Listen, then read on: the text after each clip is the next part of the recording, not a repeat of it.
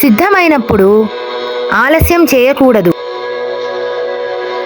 సిద్ధంగా ఉన్నావా? అయితే ఆలస్యం చేయొద్దు. ఇదే విజయ రహస్యం. హనుమంతుడు తన శక్తిని గుర్తు చేసుకున్నాడు. లక్ష్యం స్పష్టమైనది, మనసు స్థిరమైనది. ఆ తర్వాత ఏమి చేశాడు? ఆలోచిస్తూ నిలబడ్డాడా? లేదు.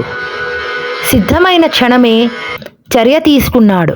ఎందుకంటే అతనికి తెలుసు, సరి అయిన సమయం కోసం ఎదురు చూడటం కాదు, సమయాన్ని ఉపయోగించుకోవడమే విజయం. అతను ఒక్క క్షణం కూడా ఆలస్యం చేయకుండా ఒకేసారి ఆకాశంలోకి ఎగిరి లంక వైపుకి వెళ్ళాడు. మన జీవితంలో కూడా చాలాసార్లు మనకు అవకాశం వస్తుంది.